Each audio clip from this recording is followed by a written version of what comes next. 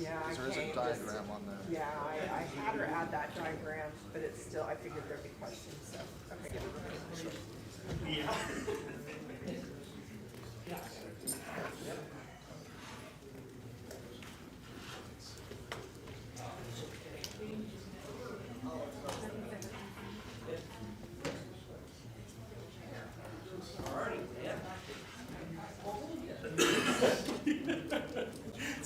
This meeting is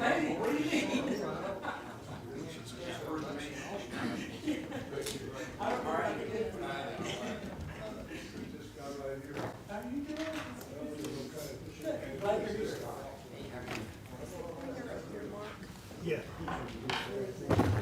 Sitting right there, with black along.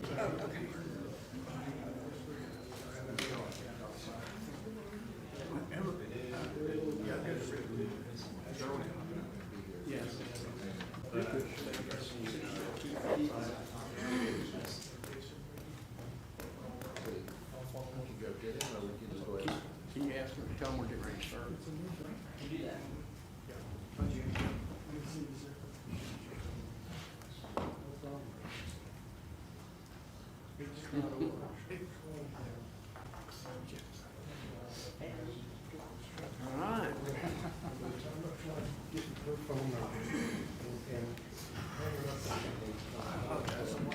All right. Call the meeting to order. Start with roll call. Commissioner Allen? Present. Commissioner Norwood is not in attendance. Commissioner Siragusa? Here. Commissioner Roberts? Here. Commissioner Stallings? Here. Commissioner Orr? And Mayor Pinkinen. Here. Thank you. Item 2, at the Commissioner's request, discuss any item of concern on the regular session agenda. Yes, Okay. and Gerald, I didn't bring this up to you yesterday. I want to have just a little bit of a more briefing on the tree planting under her wing. Has that been cleared with Romy and all that? Yes, and I think that Angela, right on cue, Here she comes. we can just. Good. Let's see, it's agenda item 6.1. Yep. I think there's a diagram and probably some other stuff that would probably help, and you could talk about the process and what's Okay. going on and what pace is done. How we arrived here. Yes. So we've got a tree board and we've got an art board, but the art board is taking care of trees at the art installation. Yes, I was concerned about the size of the trees, the location of them as per, sometimes we put in too many trees and then when they grow up, we end up taking them out.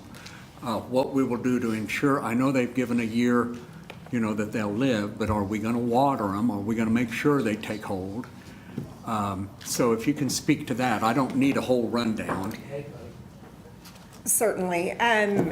To answer your question, once it was determined that a smaller portion of the property would become the prairie, Pace thought it would be great if we could do something to support having a prairie, the art, and so they decided they wanted some trees added.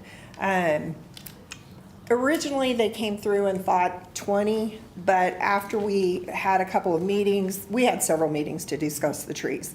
We landed at 10 maples, 5 different types, and then the red buds will go around. Where you're going? Ooh, what did I just do? Push the wrong button. Middle one? Bottom one? There you go. Alrighty. Where's my pointer? So the ones that look red, those are the red Yeah, buds. okay. It looks like Anyway, I there's can't really get a this lot of them pointer. right there, but. I'm cooperating. The gray ones are currently And pretty much everybody knows that red buds do all right standing alone, but they don't flourish standing alone. And we have a few that are struggling out there already. I went and looked. We're going to have to do something to support those as well if we're going to make this investment in more of them. So that is something we'll have to look into in addition, whether we need water at the location, since we are going to do the trees versus a natural prairie. But we need to get these going. It's the time to plant now. Angela, that was developed initially, and the the whole project was to open that entire area. Now, I know that we have a lease with the Dollar people, but those buildings are supposed to go away, and we were trying to create, several years ago, an area where you could do concerts and things like that. And I'm wondering if that's, if that was be facing south. I thought it would be facing north. I don't know. Is any of that taken into consideration? There was discussion back and forth about whether or not this would be a good idea on the trees, but ultimately Pace did land at, they wanted to do this. But one of the reasons why, when this, I knew that this item was moving forward, Gerald and I discussed, whether this should be just something we go ahead and proceed with because it was established, but it is changing the dynamic down there, which is why we wanted to bring it in front of the commission for you all to weigh in and make sure that that is something that the commission can support and be behind. If not, then, maybe we need to regroup and decide to do something different down there. Well, I always hate when things are brought to us and then we end up being a bad guy. Like, it happens to me all the time because I always think different than everybody else does, unfortunately. But it's because I've been around a long time and I know why that was set up that way in the beginning. But that was many, many, many years ago. Right. So, but it changes the whole complexion of it. I don't want to put a stop to everything at all. I just want to know that it's been well thought out. And it sounds like to me that there's still maybe a question on the trees and how they need to be, maintained so that they get established. There's going to be some additional work, for sure, on my part with Ryan Fawcett, if this moves forward, just to be sure that we don't lose them. And there's also going to be a little bit of additional work. Originally, when this concept came about, it was, it's been probably almost a year ago. And then ultimately, last fall, when we knew it was moving forward, we needed to wait just a little bit longer to get the bids so they would still be valid. But after that decision was made, then we also came in and added electrical in support of some of the festivities down there over the holidays. So we also need to keep that in mind when we go down there to plant these. So there's going to be coordination to make sure we get them in the right spot, don't damage any electrical, and our trees grow. They're running out of time to do it this time of year. It would have to be until, the fall, which is the next good time to plant trees, arguably maybe the better time, but that's irrelevant. Commissioner Roberts, go ahead, Commissioner. Well, I was gonna, and Jerry, I had the same thoughts. Do we have a long-term plan for this area for the next 10, 15 years? Because I hate to plant trees and then have to cut them down. The city has not finalized a long-term plan for the area. The plan has changed over, I can think of two significant things that have happened. The city approved a 10-year plan for the art project down there that we're probably 3 years into. And the city approved and participated in putting in some infrastructure to support a Christmas tree event down there. So those two events have come into play since the comprehensive plan was developed. This is one of the things that the city does need to finalize probably in the near future. What is our long-term vision? We obviously know the Family Dollar is going to go away at some point, but what are we going to put there? Yeah, I and can't- so, unless we're in a can't tell you hurry, I what it don't is see any now. reason to push this through, and because, especially with those red buds that line the structure there, I mean, if we decide, it'll be past my time on the commission, but if it's ever decided that we want to put something else there, that'll be kind of a weird row of trees, and I hate to see us spend money now and cut them down in the next, 8 to 10 years if we end up moving that. Maybe we can put the red buds, maybe we can just put them in a logical order somewhere else and space them out correctly so we don't spend the money now and then having to end up taking them down. Well, the additional red buds is to complete the line, because there's currently none there, but there is on the entrance and the exit, correct? So it's just to complete the look around Under Her Wings' universe. just to connect the red buds. I don't have a pointer, but you can see the red buds. The red buds that are contemplated, the 10 are in kind of purple or whatever color that is. And at the entrance, thank you, and the entrance and the exit, there are already red buds there. They're small ones, they're probably, I'm gonna say about 5 feet tall or less. They look like bushes. Yes. So are we putting more in? Yes, that's the proposal, to put 10 red buds in there to line the south side of the walk and to put in 10 maples over, it shows 20 there because that was the original plan, but after conversation through PACE, what PACE approved was 10. And Commissioner Roberts is, I think you were probably in all those meetings, and Yes. so you can give us the perspective of PACE and The red buds were there just to fill in that spot and create a barrier between that separates the grass area now from Under Her Wings' universe to kind of, I guess, enclose that area. And then the additional trees, the maples, are there to create shade. During the fall, they'll have beautiful colors down there. And But what I'm saying is, if we end up changing that structure at the end of its term, then those trees are gonna be in an odd spot. They'll look odd. I don't know, that's long-term. I guess I'd like to see some better long-term planning before we decide where to plant 10 or 12 trees. I think the maple trees on the west side there are fine, but maybe we can put the red buds or put something else in somewhere else for now until we have a long-term plan, so we don't I have to think the spend the red money and buds then would cut be them down. easily moved, right? They're not deep-rooted trees, are they? I don't know What'd you enough. say? I'm sorry. What I got a question on is, didn't we have approved this art prior to me being on the board and everything else that it's an art, and now we're gonna turn around and cover it with a bunch of trees for extra money, blocking it from being seen from the south side? It's not gonna be blocked. It just doesn't make sense. in the quote we can see, I don't know, do you recall what size the red buds are? Are they similar to the ones that are already there?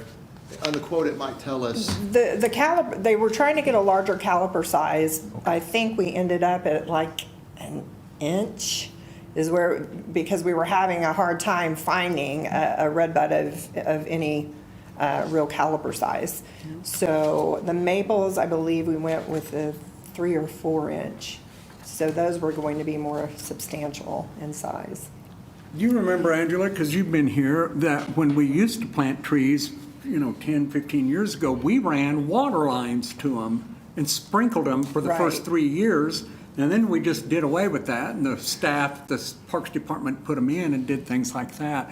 I thought that was a very expensive way to make sure that the tree lived. But on the other hand, if you're going to pay $350 to $500+ for a tree, and you're going to buy a batch of them, then it makes sense to make sure they all live and provide water to them.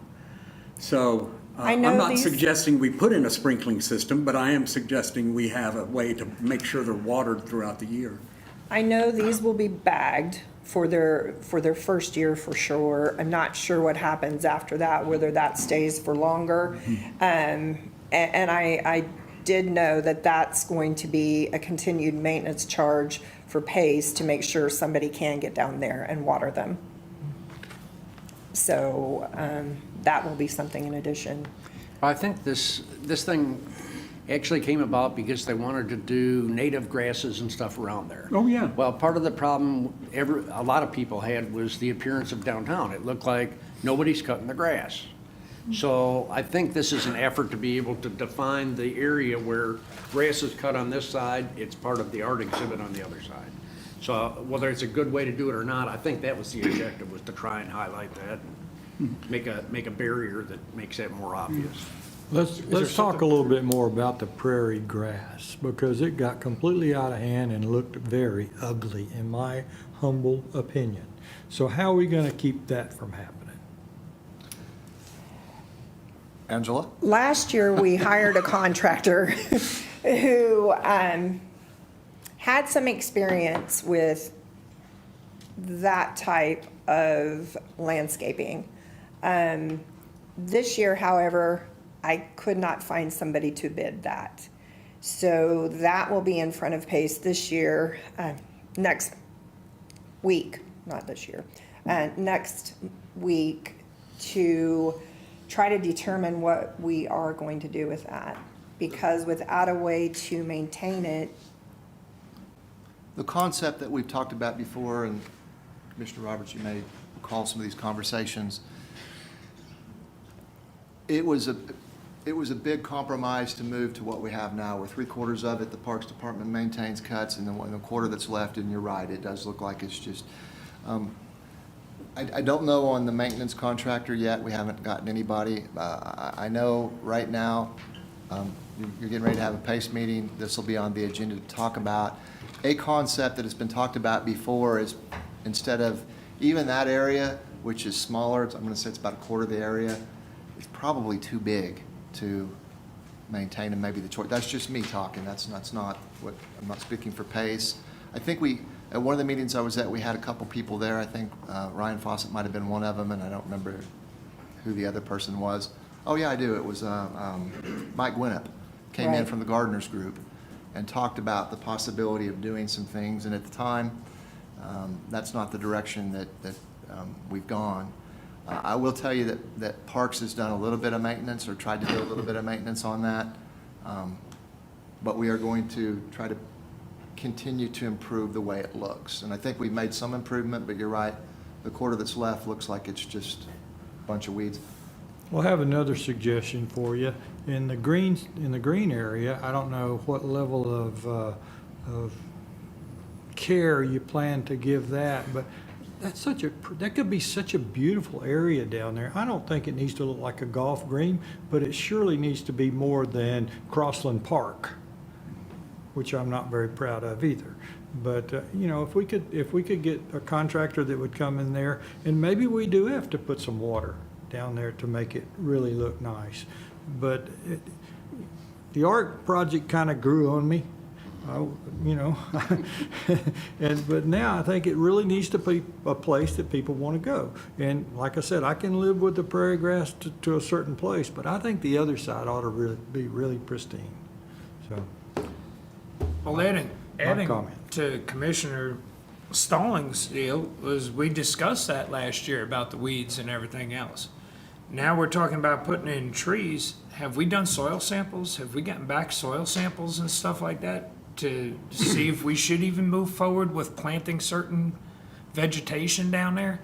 Since we know that the soil was depleted with the prairie grass, and the Parks Department done a fantastic job on the south side with the lawns, and they had a lot of fertilizer, a lot of stuff to get the grass to start growing down there, regular grass.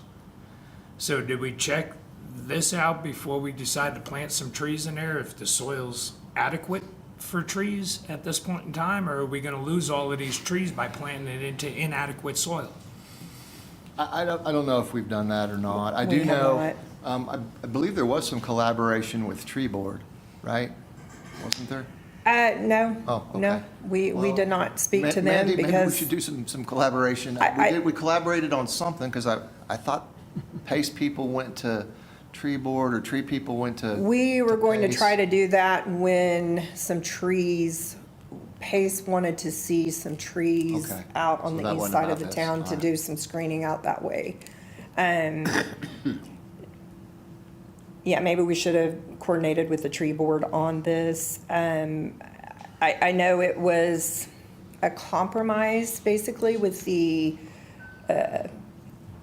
artist. A couple of members of PACE went and spoke to Romy after the prairie was mowed, and we knew that that could be something that might continue. And when they sat down with her, there was just a discussion about, well, perhaps we should do some trees, and it seemed to be the compromise that worked for the artist and PACE could support.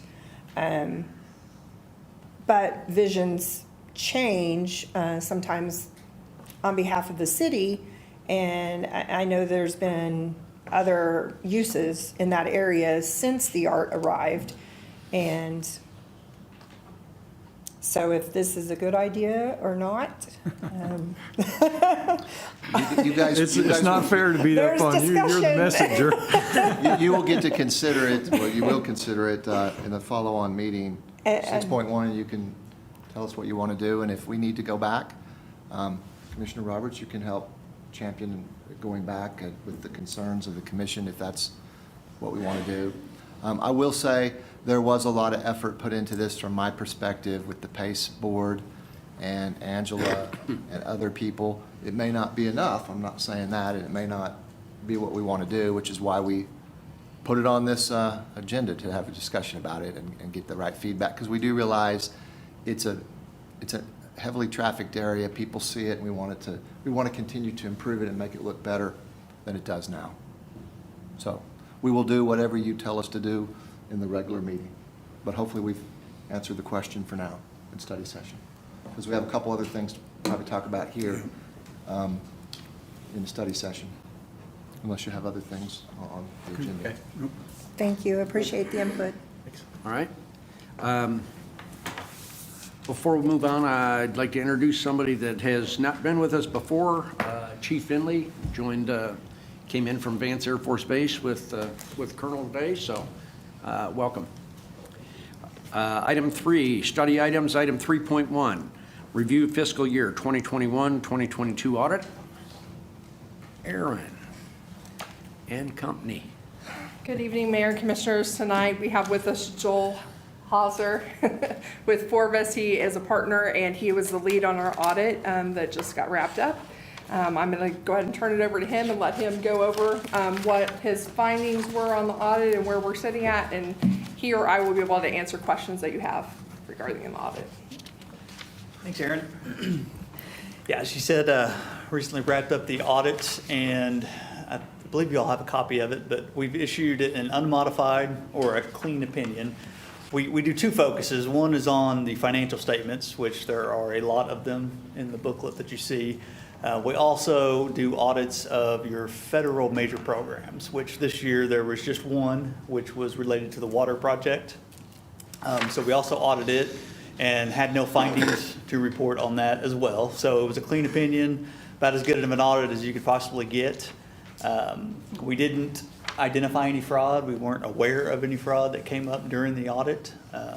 And so that's pretty much a high-level summary of what we did. A couple things I wanted to encourage is if you don't do anything else with those, is to just kind of read through the MD&A, which is really the first part of those, which gives you a high-level summary of what happened during the year. A couple numbers that I like to call out. One of those is the unrestricted net position. So what that is basically your residual balance of what you have. Once you take your assets into account, subtract your liabilities, that's kind of what you're left with. Think of your home equity is really what that is. You guys, Enid has a very positive fund balance in that position, about $20 million, I believe off the top of my head. I can't think of the page number you could see that on. It's on page 7. Page 7. And one of those is a good indicator of how is the city doing compared to others. So a lot of cities in Oklahoma, because of the way the pension systems work, police and fire, the city gets no assets to report on those pensions and gets to report their share of those liabilities. So very commonly we see a deficit or a negative unrestricted net position balance. You guys are positive and even higher than even just positive. So that's a great indicator. Another one on the, it's called the unassigned fund balance. Again, that's just a residual of your assets less your liabilities. It's a very, I'd probably say the most important number in all those financial statements of the general fund. And Aaron, That one's on page 16, and it's $18.7 million unassigned in fund balance. yeah, which is very healthy. One of those, as Aaron mentioned, he can get into is some of the ARPA funding. So the American Rescue Plan Act, a little different grant on the way that worked. A lot of times grants, you have to ask for reimbursement, so you don't get to count those assets at the beginning. The way this one worked is they gave you all the cash up front, and you have to spend that you have to appropriate it by the end of 2024.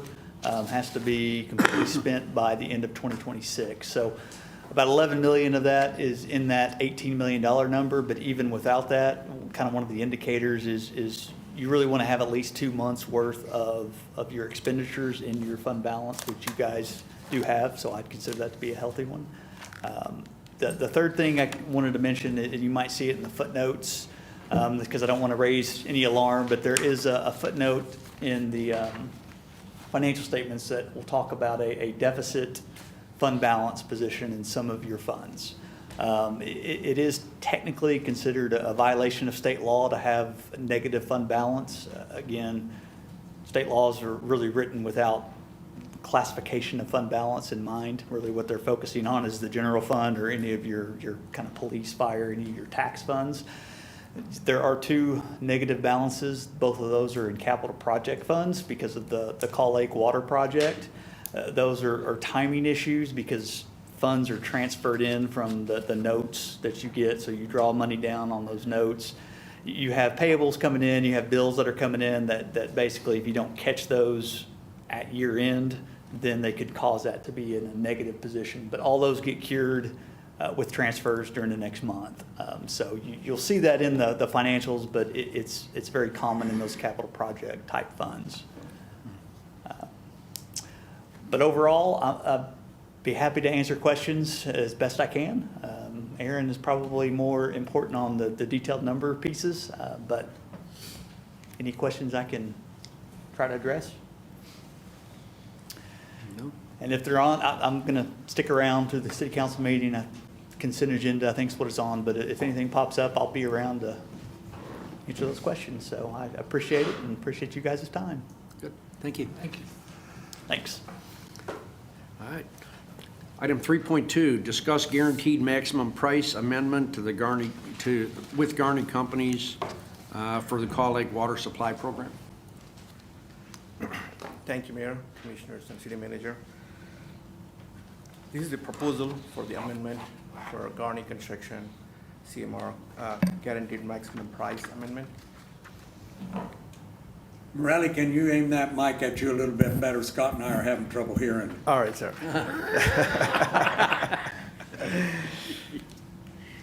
All right. This is a complex project. This project has, we touched about 250 parcels, landowners, 70 miles of water line, water treatment plant, intake structure, booster station. This project, the time when we bid this project in early 2020, the times were very difficult, and we had a pretty good low interest rates. So to take the advantage or benefit of low interest rates, our plans were not completely done. So city chooses to go to not a traditional design bid build project, but we went to a CMR project. So we could lock the low interest rates. So the interest rates were like less than 2% during the time. So we brought the contractor, Garney Construction. So the loan was about $205 million. Currently, it's up like pretty close to 4.5%. So there is a good benefit of going to CMR project. Plus, with the times where the COVID, the engineering manual says the cost escalation went up upwards of 19-20%. So by locking the contract at 2020, so there was like a good chance about approximately $30 million savings. I would say savings, but if we are done it later, it's going to be it's a burden for the city. Plus, typically in the CMR projects, contract the CMR. In some projects, CMR doesn't self-perform the project. So in our project, so CMR, as they could do self-performance. So with that self-performance, there is about $10 million savings. The reason why I'm all giving you this history is I'm going to give you some numbers.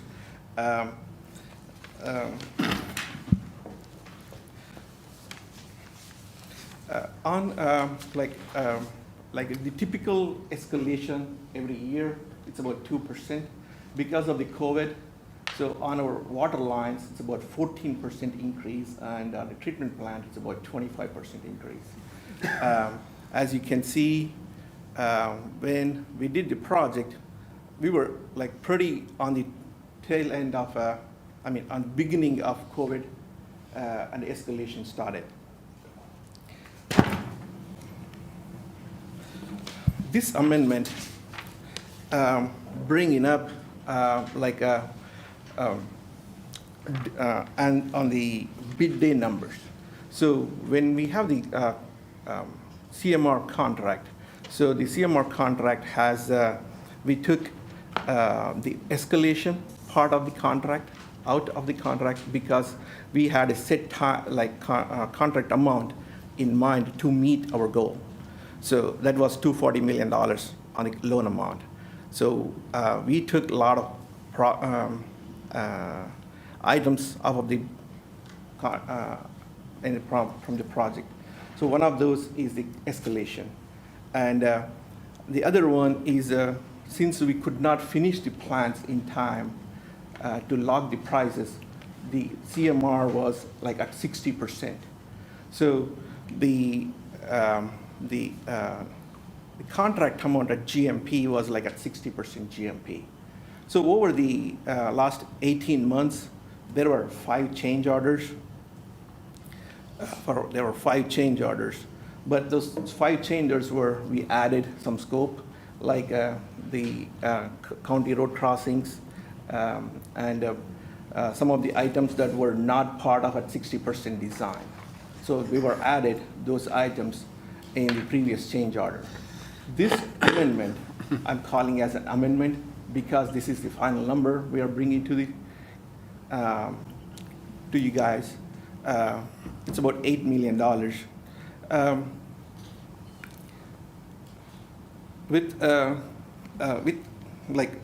With previous change orders, $5 million plus $8 million, so total $13 million. So $13 million is still less than industry standard. Industry standard on a 100% design bid build is from 5 to 12% contingencies. Change orders. But at this time, we are like, it's still 5% on the 60% GMP. With that, I'm going to see Jason can take over.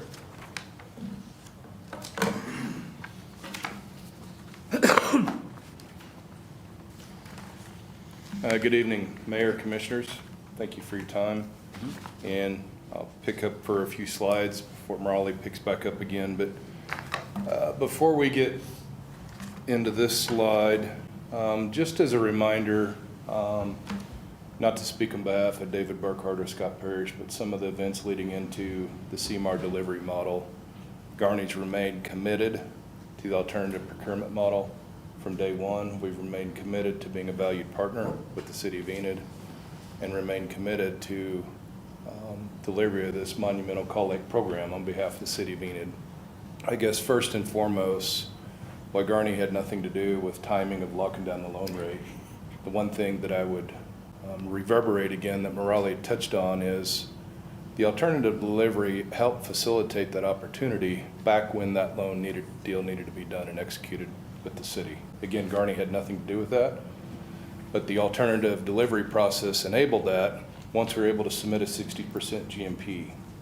Had we not have had that opportunity, it may have taken another 12 months or 18 months to get the final permitted design and to get the entirety of that in position and posture to be able to apply and execute that loan. The other component of that, back to the GMP, and before we move into these slides, I'll touch on this a couple of times, but part of the original GMP, we had to provide a basis of cost estimate. And just as a reminder, and we toggle through these slides, to date, starting all the way back in September of 2020, was solicitation set number 1. And do I have to point behind me? Jason, how does that thing work? Okay.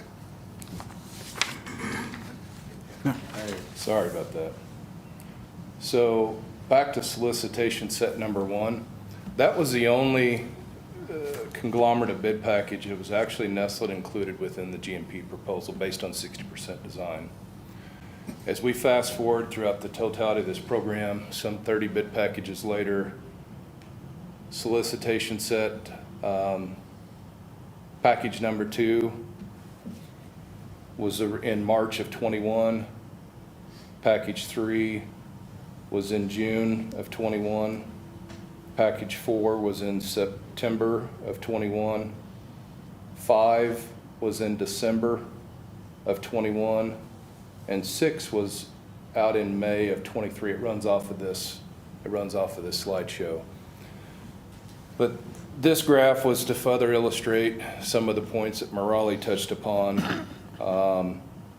Throughout the totality of that and the cost indexes over the totality of those procurement models, based on the cost curves, roughly $32 million, but compared to the $8.2 million today.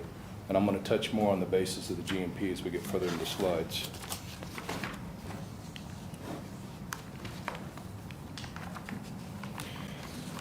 This slide here, not only is Garney an advocate of the CMAR delivery alternative method, we also take a great amount of pride in being a self-performing contractor. Of the 30 various bid packages to date, although Garney didn't necessarily want to be awarded 9 of those bid packages, we took on that obligation to help control and serve as a GMP backstop. But those efforts down in the bottom net approximately $10.7 million of savings. That's the cost delta between Garney and the next lowest responsible bidder. And those scopes of work, and ironically enough, that's through all 6 of the solicitation sets going all the way back to September of 2020 through May of 2022. Throughout each of those solicitation sets, Garney was awarded. Touch on the purpose of the contract amendment. For fear of reading off the bullets, it's necessary and needed to resolve some of the contractual issues that we face today. Specifically, upon execution of this, it'll trigger release of executed memorandum for solicitation set number 6, and that'll allow the totality of the program to be fully funded. The second item, again, finalize amendment to incorporate program risks. What are risks? There's no knowns, there's no unknowns. A lot of the bases of our cost estimate are reasonable inference to the future, and we're willing to take on that and lock that down in its totality. Additionally, as Morali had mentioned, part of our assumptions and clarifications, the basis of our cost modeling in our original GMP, cost escalation was completely excluded. Throughout the last 2+ years, we've obviously endured an extreme pandemic that's posed monumental market conditions, procurement issues, and cost escalations. The next item, I've touched on it. This completely addresses and reconciles the totality of all the GMP assumptions and clarifications. It incorporates the totality of the various design revisions post change order 1. So change order 1 was through permitted design. At the time of change order 1, we had not completed the totality of the bid packages and solicitations. Since then, there was some additional design involvement, additional procurements throughout that escalated bell curve that we touched on earlier. The next item, extension of substantial completion. And while the final item refers to Chestnut water mains exceeded budget, the reality of this, the conglomerate of every bid package was compressing the available budget. Solicitation set 6 is ultimately what triggered and got over the available budget.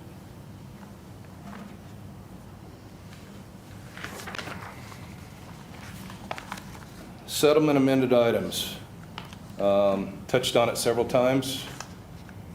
This is a complete amendment of all escalation clauses incurred to date throughout it from our original GMP assumptions and clarifications, also incurred through the totality of the procured bid packages through solicitation set number 6, and every package has been advertised. With regards to scope, it reconciles the totality of all known design scope revisions. There's a reference to the Chestnut water distribution main.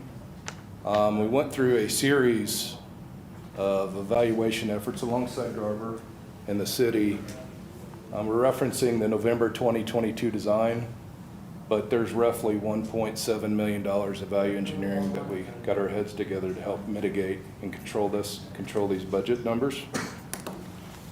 Touched on the time extension, proposing to move roughly 5 months out to June 27 of 2024, again, to overcome some of the procurement challenges that have happened throughout this pandemic.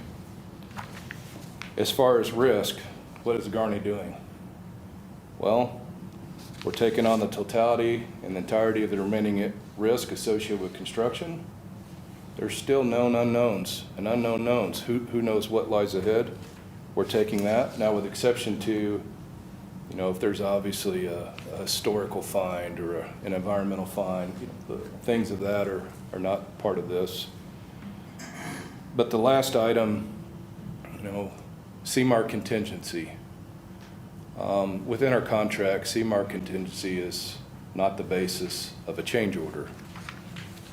Per contract, it's neither the basis of additive scope change or design progression. But in order to remain a good partner with the City of Enid, we've agreed to tap into the CMAR contingency to help fund those overages in effort to move this forward, so that we're talking about the 8.2 instead of 10, 11, 15, whatever the number is. And then lastly, while it's not part of this slide, all the other terms of the prime agreement, as a reminder, shared savings, there's a shared savings agreement within our prime agreement that will remain intact. So even though 8.2 is on the table for change order number 6, I would fully envision, if we continue to do our jobs and continue to manage and work together as a team, we'll still meet again for a reconciliation change order, but on a deductive nature at the close of this project. So can't promise that, but that's our primary objective now. The only time we'd reconvene again at a later date would be to address a reduction in the total contract amount and divvy out the shared savings. Raleigh, do you want the last slide?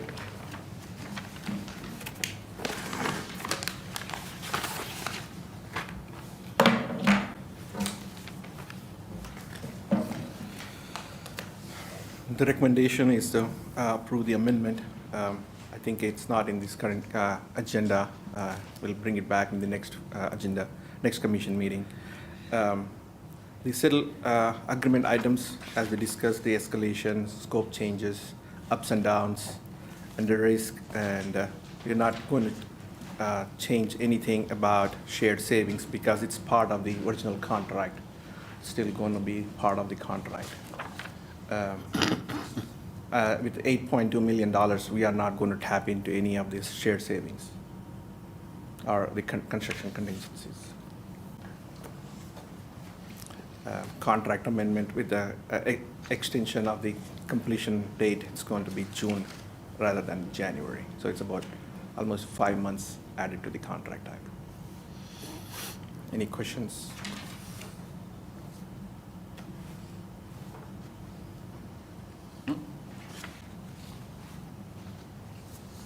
I have a question for Jason.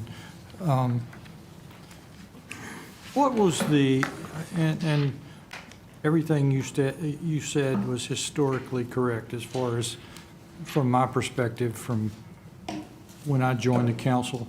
I don't think you guys were even involved when I went on the first one, so I've been there for the whole time. And we talked about the escalation issue.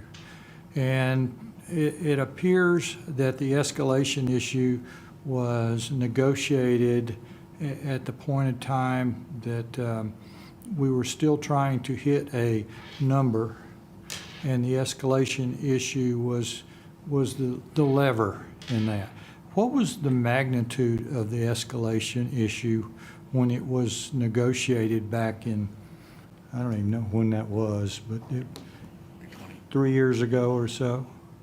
I'll have to get you that answer, but when I'd retraced and looked back on some prior financial models, I know we were up into 300 million, and then we trickled down into the 290s and either 255 or 256 million before the push was, we have to go back, refine the entirety design to try to get as near 240 as we can get to, and that's where we landed on the 243. So Well, if I you- don't know if that was 12 million in totality, but I'd have to go back and. If you would check that, obviously we aren't going to vote on it tonight, so you've got time to do that. I think it's important to note that it was our decision. Our staff made that decision to go with that. Some of us weren't tracking it as closely as, or maybe it wasn't presented us as easy to track it, but it almost like we didn't see that at the time of what we were talking about there. So I just appreciate for full and openness that we get back to that point, because that is a big piece. The second thing is you talked about the contingency and sharing of the contingency. So how does that work? Is the number? I'll throw it to you. Sure. You're good at this. So on the contingency today, we've identified enough scope to account for probably 50 or 60% of that today.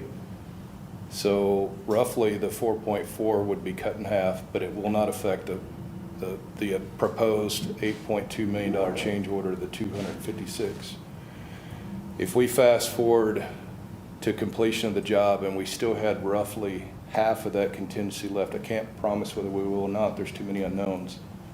But whatever balance we had left open, and I do know this section because I just amended the draft, but per section 5.1.1.1, the city would retain 60% of those excess funds. Garney would retain 40, the 60-40 split. So you're saying that would be a deduct from what we're paying you? Yes, sir. At the point in time where you and us decided that this is where we are and we're done and this is the amount of contingency that we get 60% of it as a deduct or a check or whatever, and you get the 40. Is that correct? That's correct. It would be a final reconciliation amendment. So the 256.8 would deduct respectively to whatever offsets that 60% savings that the city retains. Okay. Thank you. Yes, sir.